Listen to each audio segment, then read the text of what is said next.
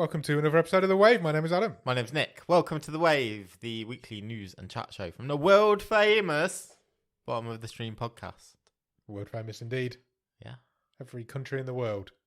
All of them. All of them. Know our names. Maybe. A lot of them. A lot of them do. That's what the little web page tells us anyway. Yeah, true. How are you, Nick? I'm pretty good. Yeah? Yeah. Not too much?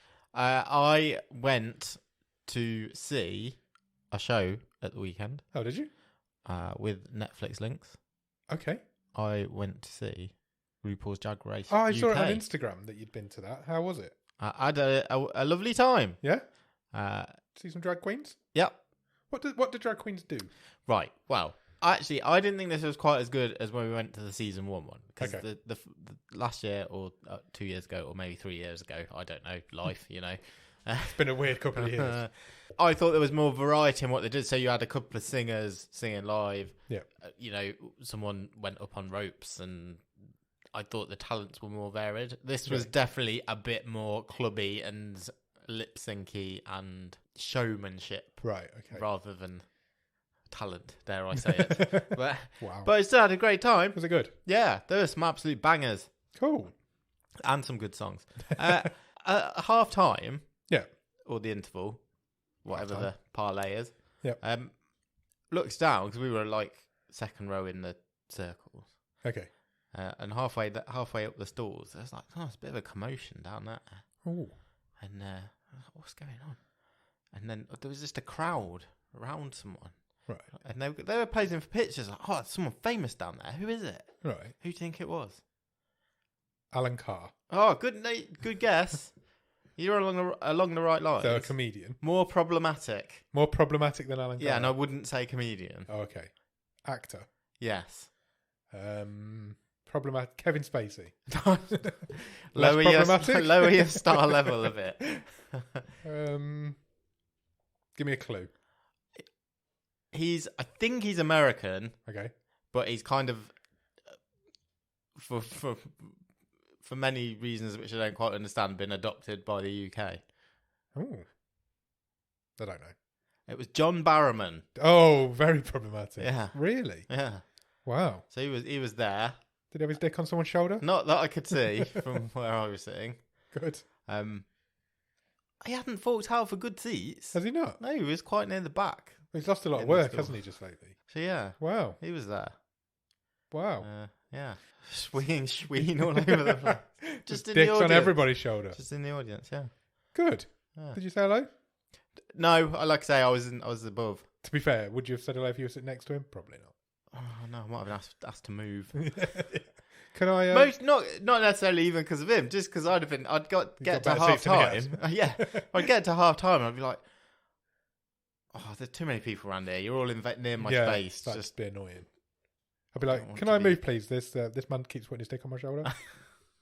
But apart from that, it was a good show. Yeah, apart from that, it was a good show. Excellent. Good. Good time. How about you? Good. What have you Yeah. been up to? Made some pizza at the weekend. Lovely. That was nice. Oh, when it was hot. When it was hot. Yeah. Why is it snowing today? I don't know. Last week we sat outside and had lunch. It was lovely at work on the picnic tables, and this week we have sat inside and watched it snow. It was mad. Today it's been the weirdest day. I drove home from work today, whilst wearing sunglasses because it was so bright, in the snow. Today became like a meme. It was like snowing, and then you look out the window and it was sunny, and then it was snowing again, then it was sunny again. It was weird. It's been a weird day today. Very strange. But yeah, so I did that at the weekend. What else have I done? Not a lot. I brought a new book on Amazon. Yeah, sure. The Midnight Mass Compendium. Companion. Famous online bookshop. That's Amazon. the one. Yeah, it's quite good. I've only just picked it up. It looks beautiful. It's a proper nice coffee table book. There's some nice photos in there. Bit of blurb on each character in each setting. So I've just had a quick flick through. So I might do a proper review of that at some point. Excellent. When I've read it, it's the Midnight Mass. What's it called? Companion book or something? The Art of Horror. So yeah, check that out. It's on offer on Amazon. It's got half price or something stupid. Excellent. So yeah, thought I'd pick that up. That's about it. Went out for dinner again last night. Nice. Had quite a busy week. To be fair. What cuisine? Mexican again. Okay. We went to the same place. Did you? Yes. But it's good. I'm enjoying it there. It's nice. Talking of food, Yep. this sort of thing never happens at my work. Okay. Today, they had a food festival Oh, nice. in the car park, and there was a load of food trucks. Oh, wow. It was really good. What did you have? I went Greek. Greek. Good choice. Yeah, I went for a chicken souvlaki. Oh, nice. That's one of my favourites. It was bit of tzatziki. Yeah, it's fantastic. Until I got back to my desk and realised this was possibly the messiest option that I could have chosen. Was it all over you? Yeah, pretty much. Oh dear, not good. But I That's enjoyed cool. it. A lot of it went in me, and that was the goal. So If you can get most of the food in you, that's what you're achieving. Isn't yeah, it? I think so. When you get to our age. In a few years, it can be spoon fed. So. Yeah, absolutely. I look forward to that. I'm not a fan of soup. Anyway, what are we here for? We're here to do some Netflix stuff, aren't we? News, Netflix news, bit of movie news. There's been quite a lot of movie Some news stuff this might week. have happened this week. Yeah, maybe. but it's going to be a fun one. This one, I think. Try and skirt the subject a little bit. No way. We're tackling subjects full on. Full on. Let's do some news. Let's start with Mr. Bruce Willis. Yeah. Now, let's start with this because earlier this season, we watched a Bruce Willis movie. We did. Anti-Life. Yep. And we didn't like it. We didn't like it. It wasn't very good. It's not a very good film. And we then obviously went down the whole Bruce Willis rabbit hole of why is he doing so many movies that are bad? Yeah. Is it for a payday? And then the news has come out this week that unfortunately Bruce is not very well. Yeah. And essentially he's retiring. He's Yeah. retiring from the game. It's a real shame. He's been diagnosed with aphasia. Yeah, which is a cognitive Language disorder. language disorder, which Basically makes you forget your language. yeah, It sounds horrible. I do not envy him for sure.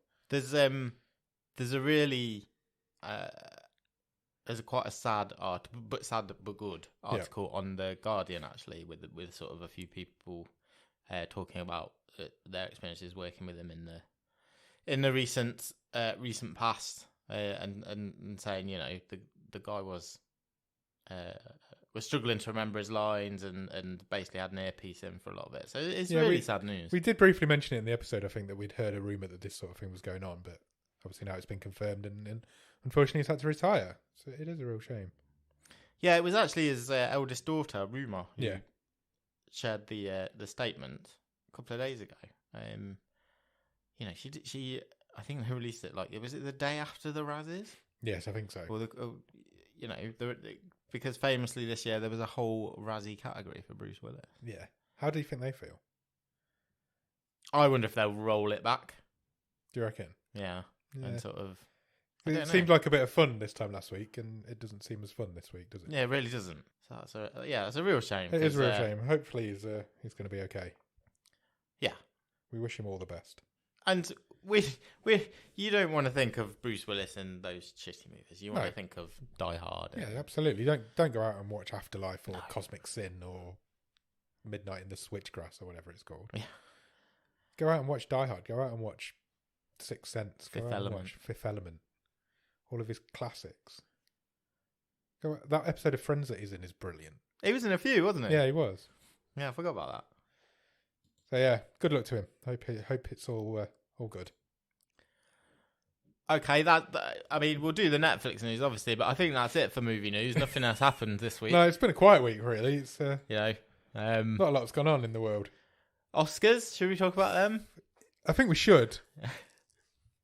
I think we have to. What was your reaction when you presumably woke up on Monday morning? I woke up to a text. Checked your phone. I woke up to a text saying, I think it was a friend of the show, Wayne, and he was like, I want you to wake up knowing that Will Smith slapped the shit out of Chris Rock last night. And I'm like, what are you talking about? So I was literally straight on the phone, eyes barely even open. Yeah, it's a crazy world we're living in right now. There's so much wrong with this situation. Yeah, everything's wrong with it. It's horrible. Because he's clearly not very well. There's clearly something wrong with the guy. And then to be allowed back up on stage later. Yeah.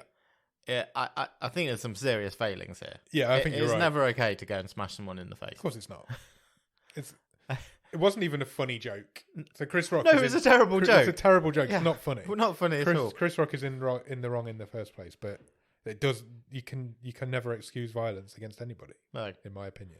And I get that there's loads of white men giving opinions on this topic at the minute, and they're getting a lot of abuse for it, but I think Jim Carrey probably said it the best. You just can't do it. Yeah. You just can't get away with it.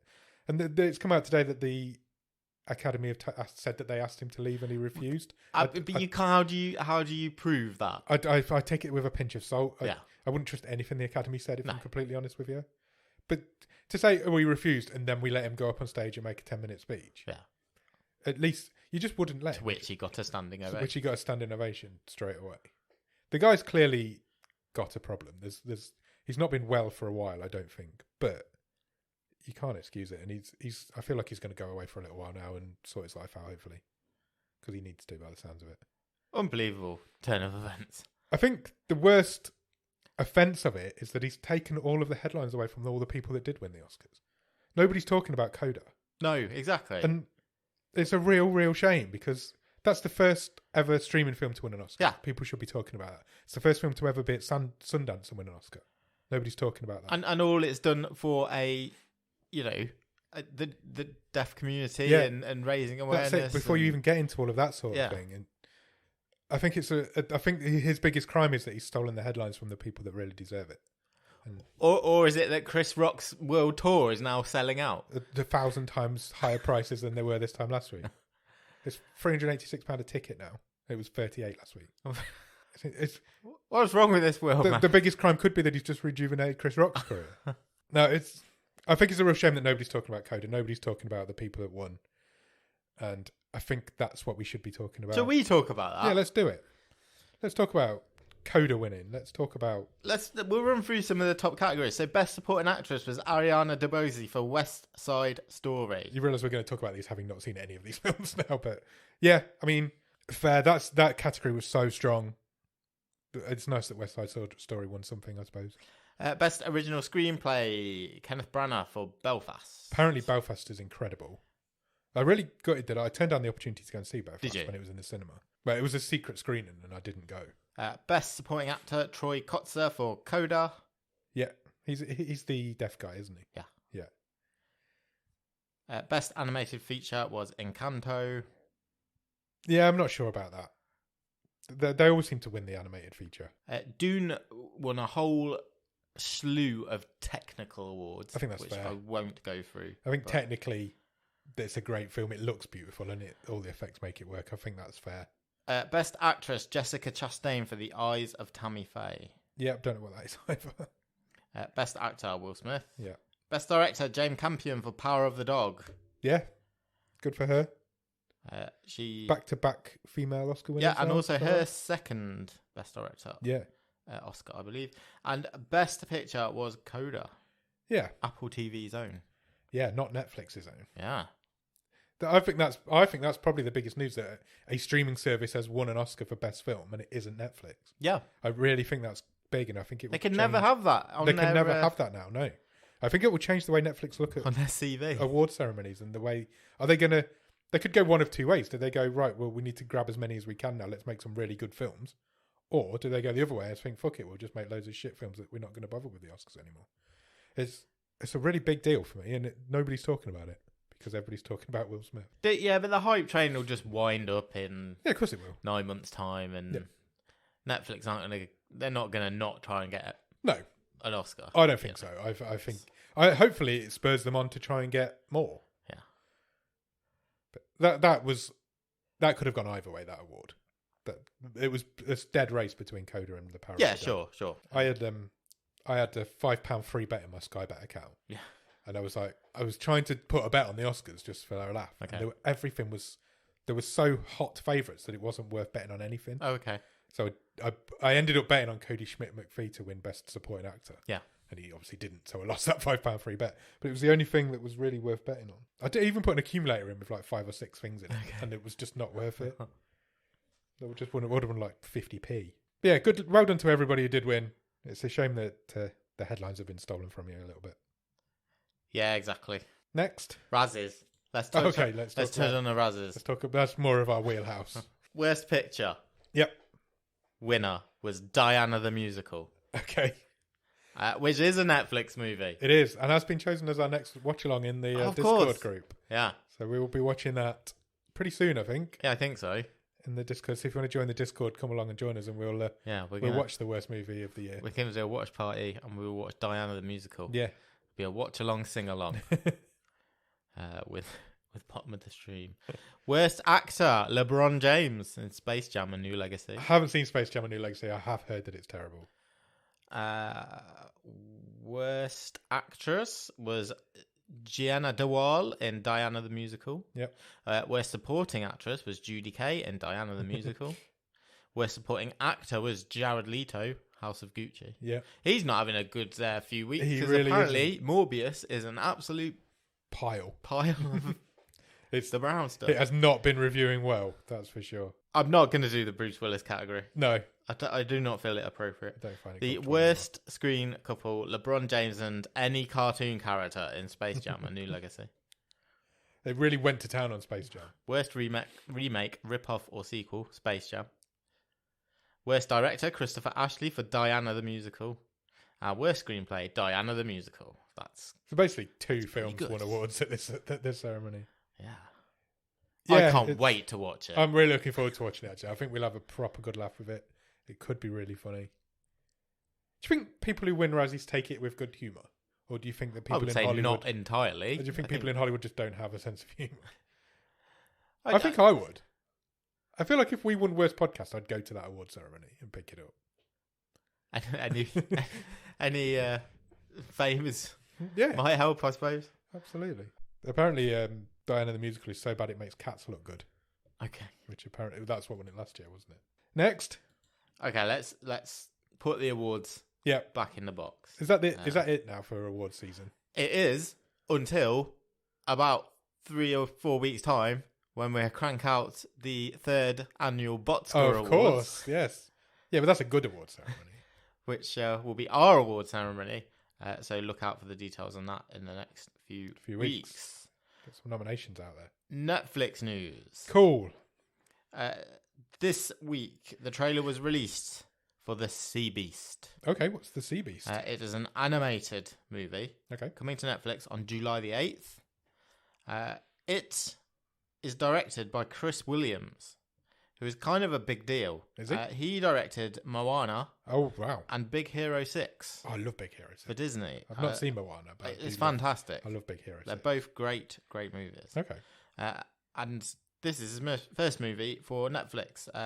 The Sea Beast follows the story of Maisie Brumble, a young girl who stows away on the ship of legendary monster hunter Jacob Holland in search of glory, fame, and high adventure.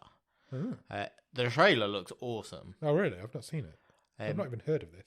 Voice talent. We've got Jared Harris, Carl Urban, Oh, wow. Marianne Jean-Baptiste, Dan Stevens, Kathy Burke. Kathy Burke? Yeah. Wow. That's a name. July the 8th. One for the kids. Looks Definitely. awesome, though. Looks good. He's got a lot to live up to with those two movies. Yeah, Oh, yeah. definitely. Yeah. You've got quite a legacy there so far. Okay, next one. We talked a few weeks ago about have we reached peak Reynolds? Okay. Have we crossed the Ryan Reynolds horizon? Have we reached peak Reynolds? I think we may now have. Ryan Reynolds this week became the only actor in history with 3 movies on Netflix's all-time top 10 list. Wow. That's an impressive thing to have on your resume. King of Netflix, Ryan Reynolds. He has got Red Notice, Yeah. which currently sits at number 1, Six Underground, Of course. Yeah, I was which thinking what sits the at other number one was. 9, and The Adam Project is currently sitting at number 7 Okay. after 21 days of release. That's impressive. And we know they stopped counting after 28, so 28. he's still got another week to go. Yeah. Wow. Ryan Reynolds is a good brand. Is he a good actor? I don't know. Does it matter anymore? No. I don't He's think it got- does. It's just it's Not just for Netflix. I don't something- think it does. something is working. Whatever he's doing, it's working. Because that clearly says it is. That's 3 films in the top 10 from the last, couple of years? Yeah. When was Six Underground? Last year? Year before? A couple of years ago, I think, but I'd forgotten about that one, to be honest. I don't think I've seen that. I don't think I ever got to it. no, it's Michael Bay, isn't it? Yeah. It's beautiful people and explosions. Yeah. Well, it's the king of Netflix. Talking of the Adam Project, there's a video on YouTube that is filmed by Ryan Reynolds. Okay. And it's of Walter Scoble, who is the kid, Walker Scoble, his name is, who is the kid from the Adam Project.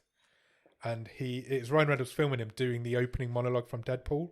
Okay. It's fucking brilliant. He's so good. He doesn't cut out any of the swear words or anything. He's just going for it. And Ryan Reynolds actually cuts him off as he starts talking about anal bleaching. This kid's like 12. But that's apparently how he got the role. His audition piece was to do that opening monologue. I did see sort of publicity bit, and it was some photos of that kid. Yeah. And he'd from like previous Halloween costumes, and he dressed up as Guy from Free Guy and Deadpool. And he's a so massive he was a big Ryan Reynolds fan. It's brilliant. If you can find that YouTube video, there's a couple, because he did it on a chat show once as well. But he just knows that opening monologue, and that's what he did for his audition. Yeah. And that's why he got the role. But I think it's great. It really made me laugh. So check it out. Do you like spies? Yeah. Do you like kids? Yeah. Depends Then on whose kids. Your kids are all You right. may be interested in the fact that Netflix is fully behind a Spy Kids reboot. Oh, wow. Okay. Wasn't Spy Kids like the biggest franchise in the world at one point? Some of the numbers behind Spy Kids are quite impressive. Staggering. The first Spy Kids movie in 2001, 20 odd years ago. Wow. grossed 147 million. Wow. Now, I don't know what that is adjusted up, Quite a lot, I would but it's going to be quite a lot. There were 3 theatrical sequels, and the franchise brought in cinemas alone, $550 million. No wonder they want to reboot. $500 million. Robert Rodriguez is coming back to write and direct. Okay, so it's a proper reboot. I think it was 2020, he released We Can Be Heroes on Netflix, which is a group of kids with superpowers. Yeah. It's not far removed from Spy Kids, and it's all right. My kids have watched it a few times. They quite liked it. Okay. Rodriguez is just he's done a stint with Disney Plus, because he directed quite a few episodes of the Book of Boba Fett. Oh, did he? Recently, yeah. Spy Kids is coming back. Cool. Cast and timeline to be announced. But yeah, he's back on board that money train. Excellent. We'll check that out when it comes out. We'll keep you informed if we get any more news on it. Next.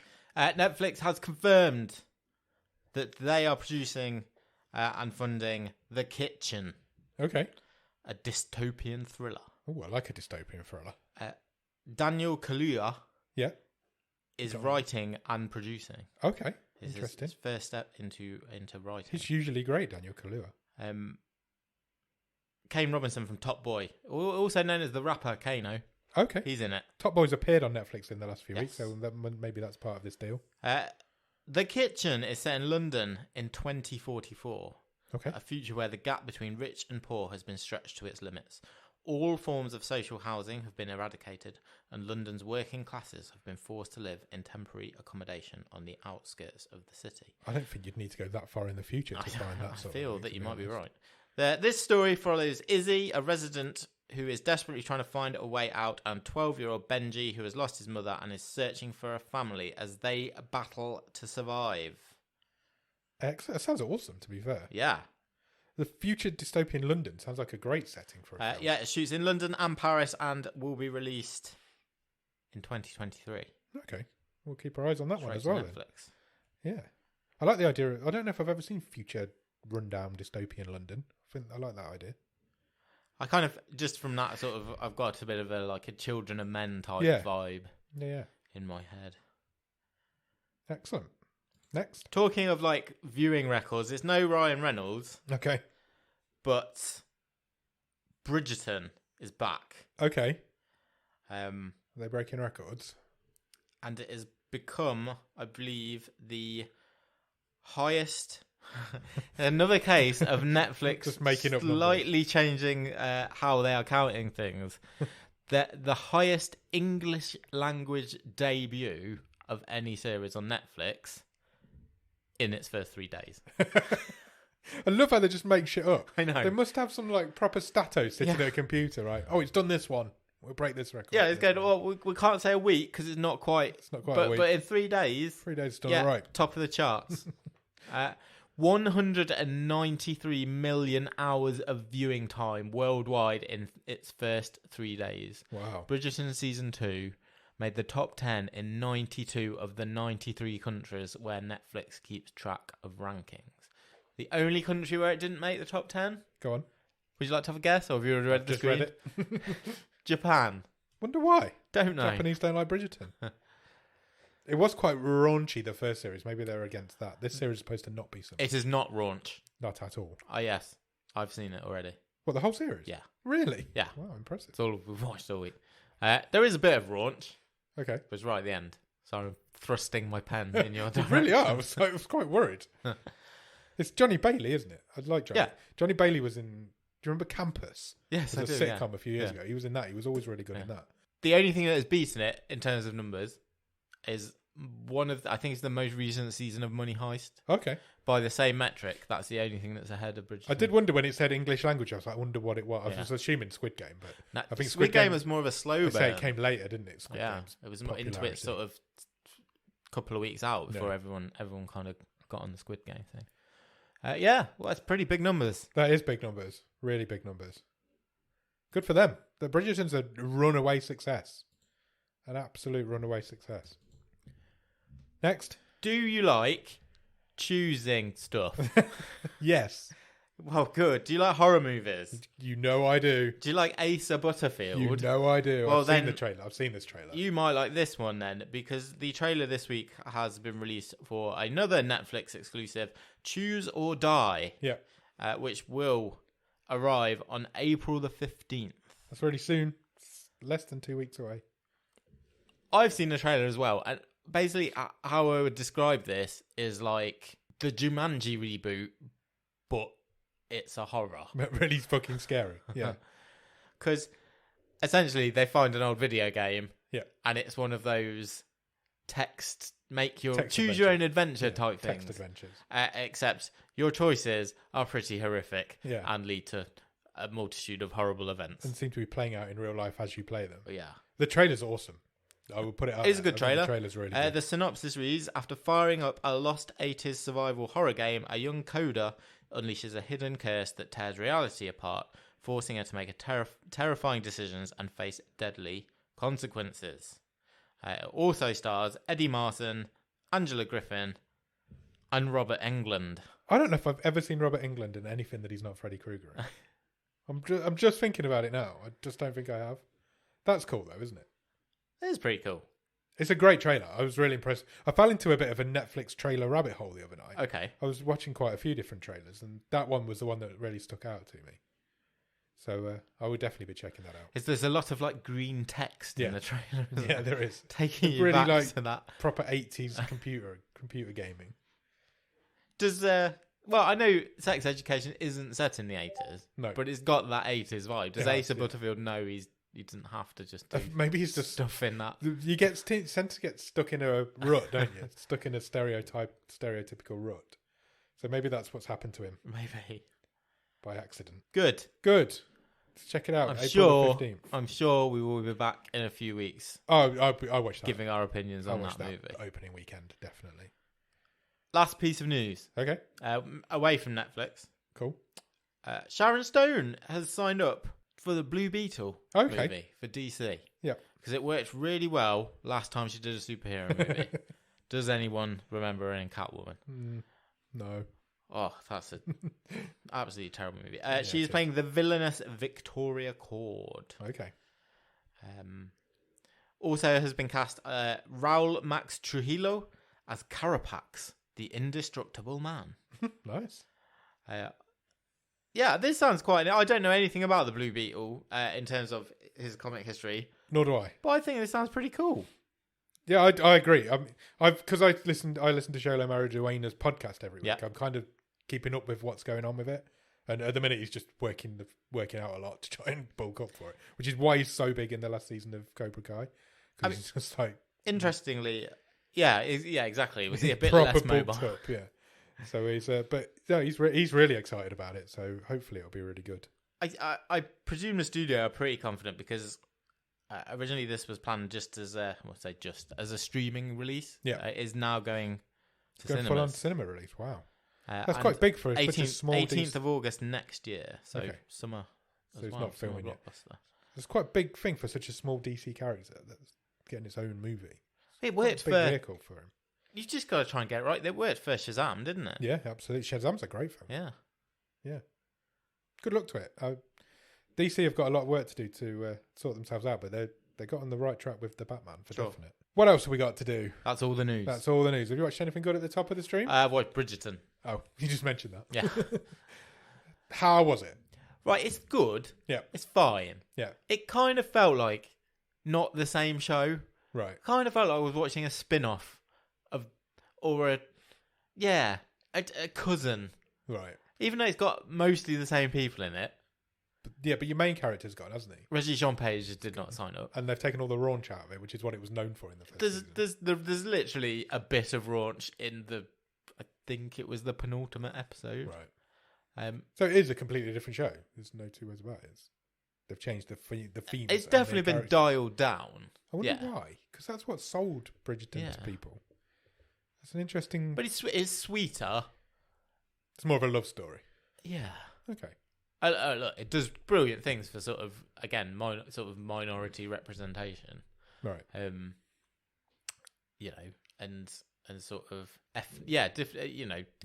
different ethnicities being in love. It doesn't matter what you look like, all that sort of stuff. It's all good. It's a, really good message. The performances are great.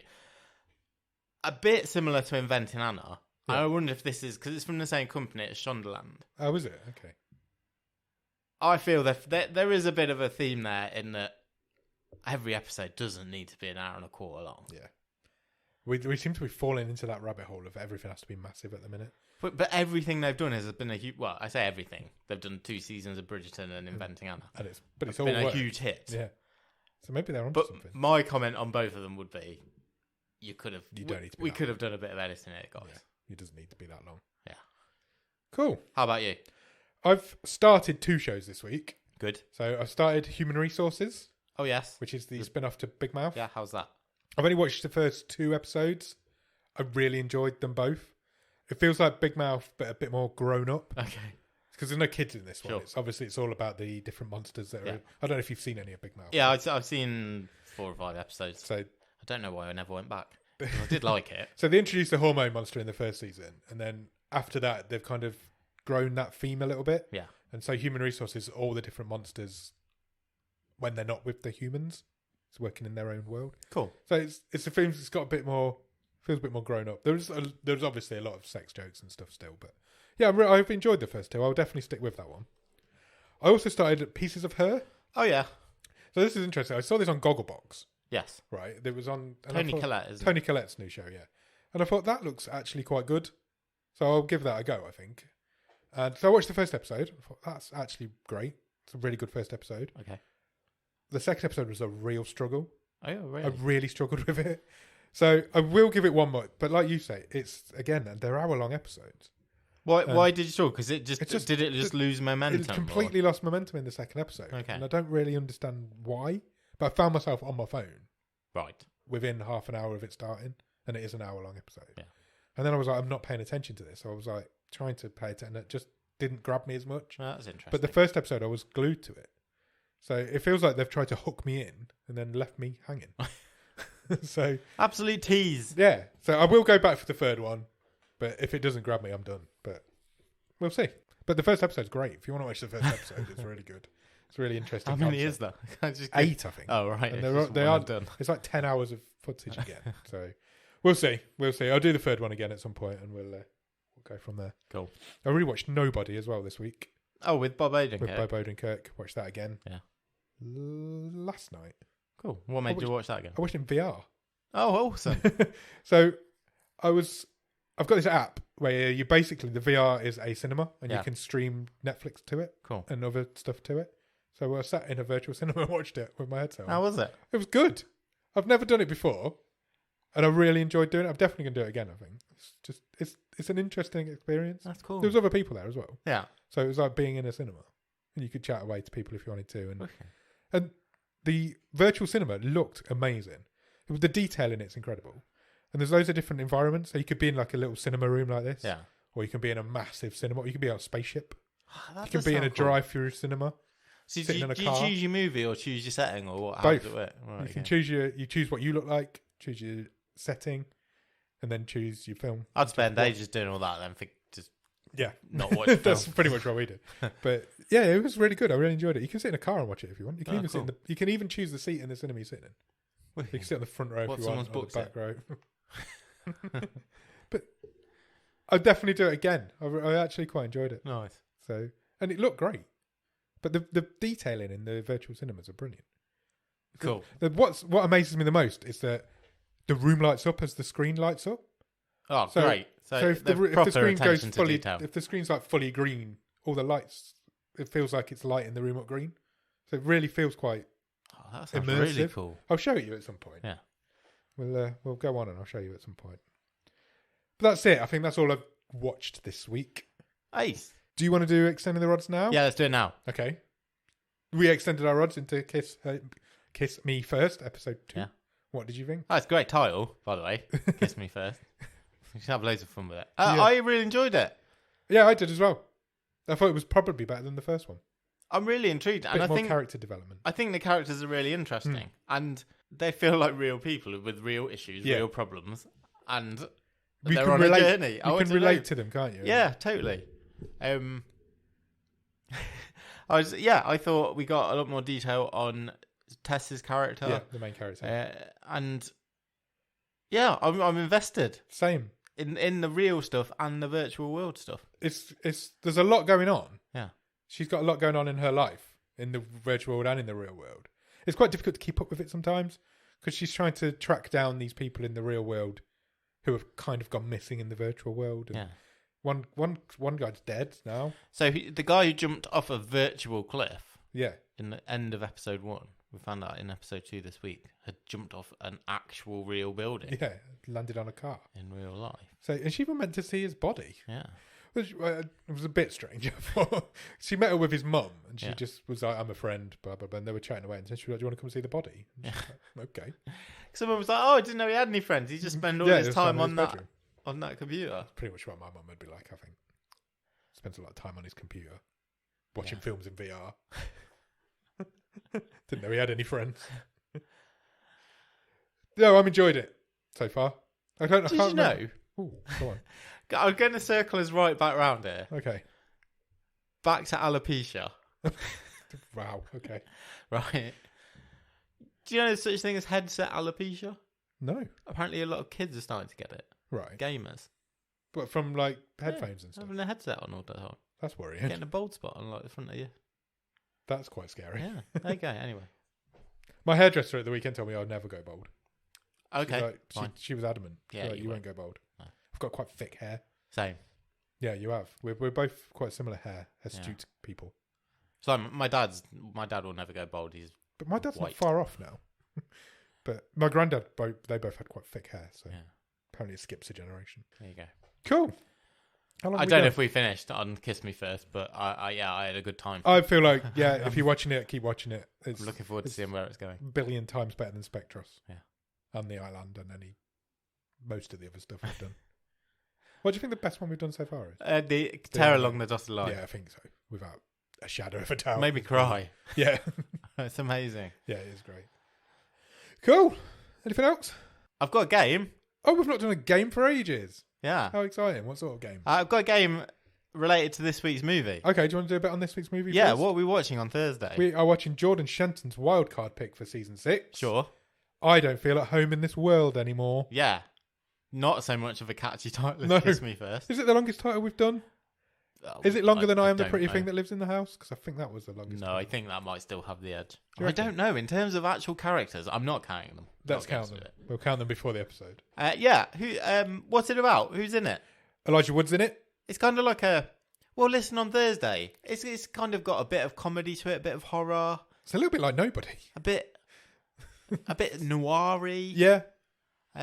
Melanie Linsky stars. Yep. Elijah Wood, isn't it? He is. So I've got a game. Okay. About Elijah Wood. Of course you have. Why? What did you not have? Well, exactly. And it's called Elijah Wood or Elijah Wouldn't. I knew it was going to be called that. I knew you knew, and you'd be disappointed if it wasn't. I would have been very disappointed if it wasn't. I've got 5 facts about Elijah Wood. Okay. Some of them are true. Some of them are false. It is your job to tell me, are they true or false? True, Elijah would. False, Elijah wouldn't. Let's do it. Let's go. In 2004, Yep. Elijah Wood ditched the Oscars after party to go to a Lord of the Rings fan club party instead. That would not surprise me in the slightest. I would be almost disappointed if that was false. Elijah Wood. Correct. Yeah, that doesn't surprise me at all. He's a proper nerd. Fully paid up member of the Lord of the Rings fan club. Good for him. So he should be. Okay. He's great Good start. in those films. He's great in those. Yeah. Lord of the Rings films. Perfect casting. Yeah. Good start. Thank you. Elijah Wood was the first person in the world to cross Zambia's Victoria Falls by rope. What? Really? No. But that seems such a random thing to make up. Elijah wouldn't. Elijah would. Really? Yeah. He did it as part of Jack Osborne's Adrenaline Junkie TV show. No way. Yeah. And he was the first person to ever do it. Yeah. First person to cross the Victoria Falls by rope is Elijah Wood. I need to see that. I'm going to find that. That must be on YouTube somewhere. Good fact. Okay, that's 1-1.